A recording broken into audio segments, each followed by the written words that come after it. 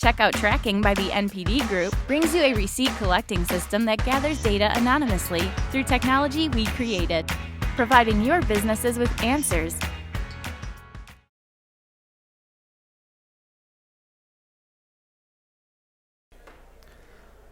Hi guys, my name is Itay. I'm from Startup. I'm going to talk about Apponomics. So a few questions first. Anyone knows who was James Marshall? Anyone know what's the 49ers? Football team. And what's the origin came from? Oh, nice. All right. So this lecture today is about history and history lesson. 1848. That's where the golden rush started. The California gold rush. People are coming over for gold. So I'm going to tell you this story of the California gold rush. It began in 1848, and despite the fact that we all think or tend to think it was like a long period of time, it was only 7 years, ended in 1855. It brought more than 250,000 people to California from all over the world. The entire US, Latin America, Europe, and many more places. Everyone came here to California to find their gold. James Marshall, by the way, was the first one to discover the gold. He was very scared that this exactly was going to happen, and this is what happened. A lot of people came over, and at peak, it came to a situation where you needed a lot of technology, a lot of money in order to do it right. You needed a significant amount of funding in order to be able to find the right gold. And the result was that even though gold's worth of billions of dollars as of today's value, the vast majority of this money went to a few. And most people that came through the hard journey to California came back with almost nothing, or with only a little more than what they came from. Sounds familiar, this whole thing? Hundreds of thousands of people after the goal, after the greatness, after success, only a few making a lot of money, and the rest of them trying hard to make a living out of it. So where are we now? Are we at the beginning? Are we at 1848, where it's just been found? Are we at 1855, when it's clear and for everyone that in order to make it in this world, you have to be big, you have to come with a lot of money, with a lot of power? Now fast forward for today, and this is the big question. If today the game and the apps economy, is it a game of few? Is it going to be controlled by King and Supercell and the like, just with different names, only the one that have the ability to raise hundreds of millions of dollars and control this app economy? Or we're going to have more and more newcomers and indie developers getting bigger and bigger? So that's the question. I have few questions I'd like to present and ask. Either a gold out there, even today, even after the industry has grown up and more mature and more professional, and how solid is our business case, the entire industry of the game and the apps? Should we keep digging in the same places, or is there something new that can be done? And what's next, again, for every one of us in this industry? So about first question, is there a gold out there? I can show you hundreds of slides of showing you how much money is coming into mobile, how long does people spend on mobile, and how was it 2 years ago, and how is it going to look 2 years from now. Everything, every slide, every research, every analysis that you see tells you the same. You are in the right place. People are going mobile, people are going into apps, and people are spending more time in apps, and advertisers are spending more money, and brands are coming into mobile. This is the right place. You can check out only the market cap of few public companies worth billions of dollars and hundreds of millions. Again, you have a lot of big players out there. This is only from the last year.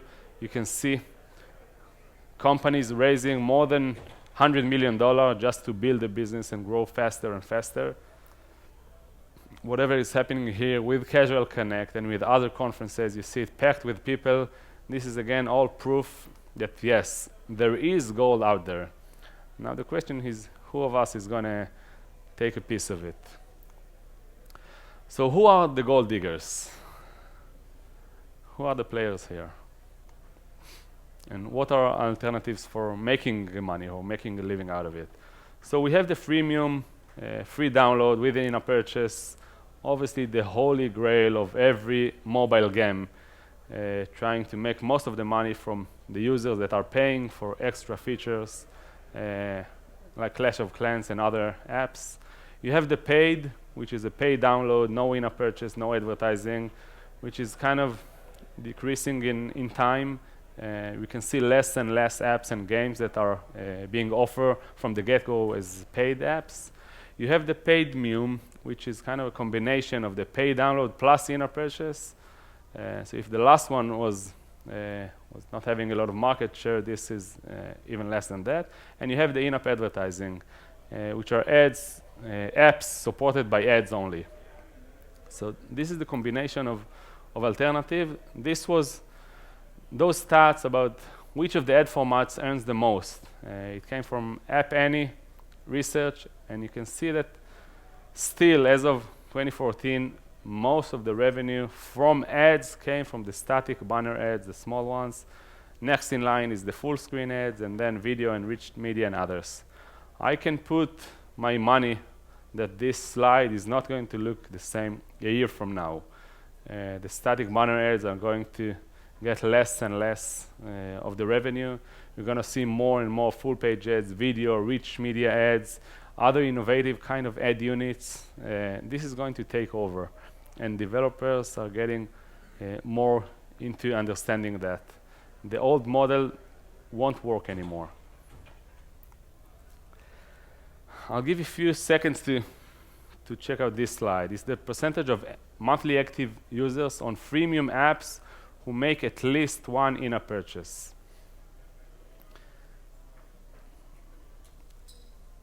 It basically says that more than 70% of the users are making, in more than 70%, less than 5% of the users are making at least one in-app purchase. Now, this chart could be misleading in a way, because it's not that really only 0 to 1 users are making more than one in-app purchase, because the real gamers, the real ones that are playing in your app and enjoying it, the percentage is bigger, because a lot of players, a lot of downloads are just downloading the app and then playing one time, maybe twice, and then leaving it. So from the actual players that are part of your DAUs or the actual player, this is more than that. But still, you see that the big chunk of users are not paying and will never pay for anything in the app. About monetization trend, I just talked about earlier. So you can see the paid and the paid MUM is decreasing from 2013 to 2014, 19 and 24%. And in-app purchase and freemium, in-app advertising and freemium are on the rise, over 70% growth year after year. Now the question, all right, we saw that there is gold out there. There is a lot of money and users are coming. You saw what's the alternative in order to make monetization strategy and decision, and what can you play with. Now where should you dig? What should you do with this information with your app? So I'll start with the most painful truth. And the painful truth is that almost 90% of the publishers are making less than $10,000 a month. So almost no matter what you do, again, this is here to stay. And even if I'm taking fast forward, I guess it will even be harder to make more money, because there is a lot of money and the big publishers are getting more professional and they have more funds, meaning they have a lot of money to distribute and to get to the top charts and the top ranking, and for the indie developers, for the people at home, it's going to be tougher. So what can you do in order to beat this 10%? And if I'm talking about a real business, it's even less. Because from $10,000 a month, you can't really make a real business with people and team and strong executive team. So now, what can you do? I'm going to give 4 examples of how can you do better and how can you use data-driven monetization strategy in order to make your app monetize better. It can't be just put an SDK, call a random ad from a random supplier to a random user. It can't be just that, because this will never work. Being a Flappy Bird is not the strategy, just, whatever. It has to be a lot more deeper than that. You have to find the right partner, which is a supplier of ads, and in-app purchase decision, which is based on data and a lot of data about the users. How putting ads or in-app purchase is going to affect the churn and the usage of the users, and how is it going to affect users from different countries, from different age groups, from different demographic. Again, this has to be a basic part of the monetization strategy. The data part, and again, it can't be just put an AdMob SDK and just call for the ad and see at the end of the day what you're making out of it. Second model I'm going to talk about is the hybrid monetization model, which is the combination of the two most popular alternatives out there in terms of monetization. So it was the in-app purchase and the ad monetization, the ads. And again, I told you the in-app purchase is the holy grail. This is the first goal of every app publishers, to get money from users, from the heavy users, from the heavy players who are willing to pay and pay a lot for extra features, for weapons, for coins, for everything that you have in your game. But again, those, and we started earlier, 90%, more than 90% of the users are not paying and will never pay. So the hybrid model is about you deciding and making right and smart choices about which user is going to be exposed to in-app purchase, which user are going to expose to in-app advertising, and do it smart. So going back to the data strategy, it means that you have to learn how long does it take for users that are actually paying money to do it. So if you see that after the second or third time that the user is visiting and playing your game, is not making any in-app purchase, 99% chances that he will never do any in-app purchase. And this is the time for you to decide to switch the strategy, to stop showing in-app purchase, to start showing ads, to do it in the right moments, to do it in moments of failure, where people can ask for more, to use full-page ads, video ads, rewarded videos, other rich media alternatives. But again, the hybrid model is, I'm sure this will be the only solution for serious app developers, the combination of in-app purchase and ads to those that are not making any in-app purchase. And again, you have to do it in-house if you can, if you have the capabilities, or outsource with an ad partner that can give you those kind of things. Next thing is the portfolio-based lifetime value. This is a good fit for companies, for publishers that have a big portfolio of users and games.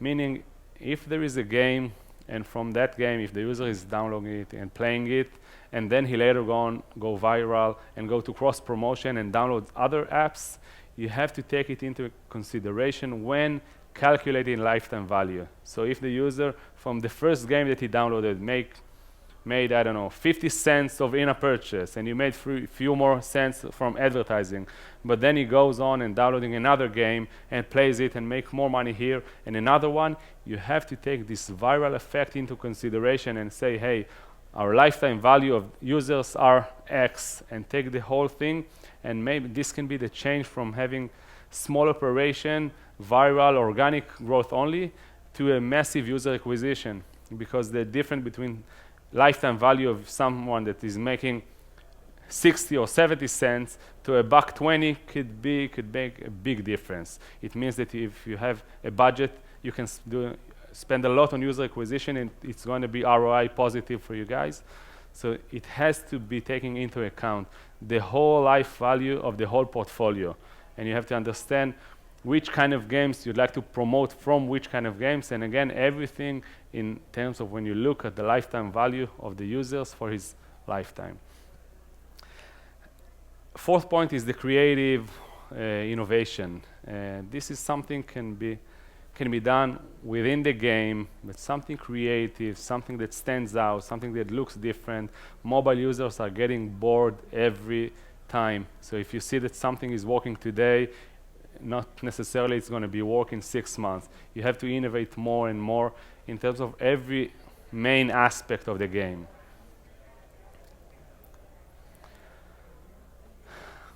This is an example of how important it is to have a data-driven monetization strategy.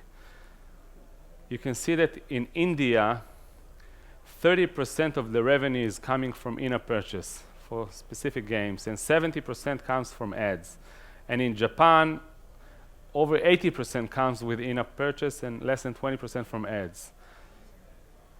The conclusion of this chart and a lot other, this is just one example of many. You can't have one solution to fit everyone. You can't serve user from Japan and user from India the same monetization strategy. You can't put same in-app purchase features and ads and the decision mechanism on what to show and what to use to user when they are the same and when the behavior is so different. It has to be data-driven as a result of this. Publisher that wants to make a big business out of it can show user from India and the UK same ads and same in-app purchase like user from Russia and Japan, because you're leaving the money on the table, and this is not the way to create a successful business. Now I'm going to show you something that we launched a few weeks ago. We call it 360, and this is not an ad. And we have some people over here to show you it live, how the 360 is going to look like. This is more, if you can just show people around you how it looks like. This is by all means not an ad. This is a total new environment and a whole new user experience with mobile. It's a new experience for the users. From the advertiser's perspective, it's the coolest kind of ad out there. From the user perspective, from the publisher's perspective, it's super innovative.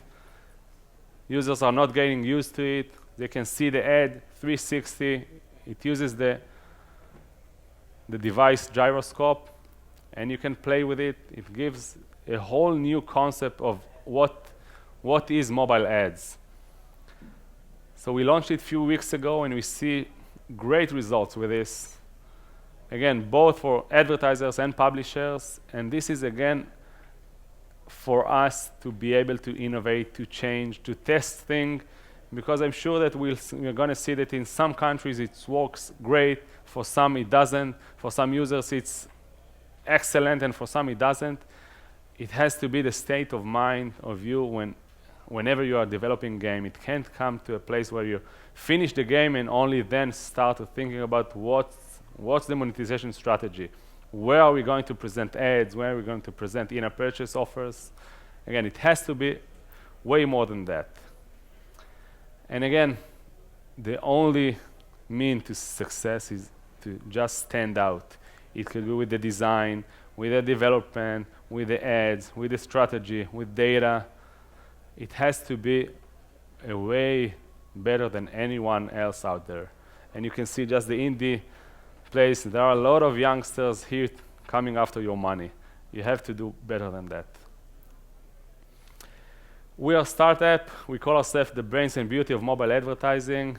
We're a combination of a big data, technology, ad-driven company with innovative ads and native ad units. Thank you very much.